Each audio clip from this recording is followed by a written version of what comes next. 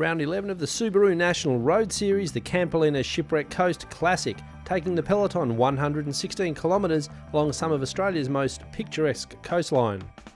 Today we caught up with the two leading contenders for the overall Subaru National Road Series title, Anthony Giacopo of Genesis Wealth Advisors and Luke Davidson of Budget Forklifts.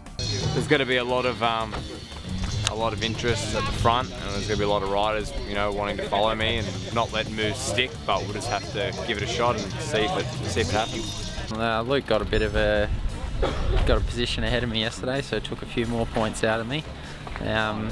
Today is going to be quite important.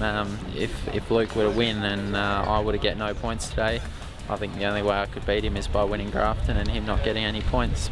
Backing up from the marathon, which was the epic Melbourne to Warrnambool just a day earlier, the peloton was keen to get into the action despite tiring legs.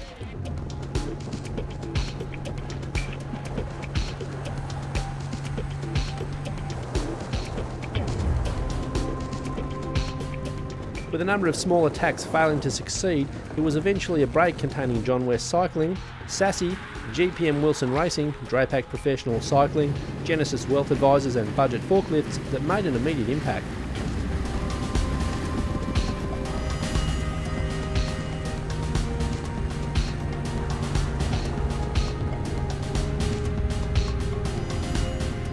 We're going to have to be very attentive at the front today. The wind's coming up every minute, so once we hit the Great Ocean Road it could split.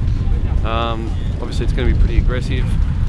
Once we come into Port Campbell you chuck a left and you go up probably a 3% climb, and then it won't be that decisive, but over the top it'll be enough that it'll be strung out, and I think if a team puts in the gutter definitely could split up.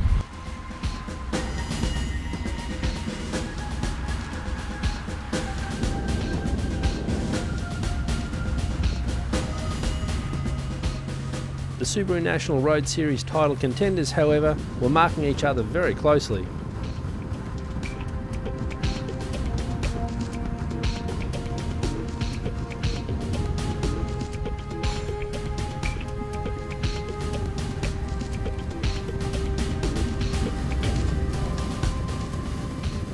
The break then turned up the tempo, resulting in a few riders getting some valuable time.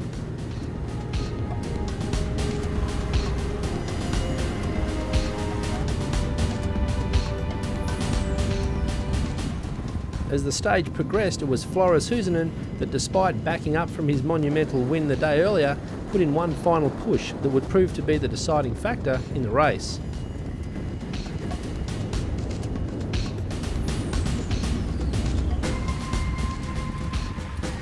Under clear blue skies, it was Drapac Professional Cycling's Floris Goesinnen taking a triumphant solo win ahead of his teammate Rhys Pollock and Team Down Under's Alexander Ray. This feels maybe even more painful than yesterday. Like, today was under 20k race only. You think it might it easier, but with everybody had 7 hours of racing in the legs from the start yesterday, it was like a second Warrnambool in a row. Fuck, man. Thanks, man. Good ride. Good teamwork. Teamwork. First, second and third, there they are. Floris Goesinnen in the middle, Rhys Pollock and Alexander Ray. So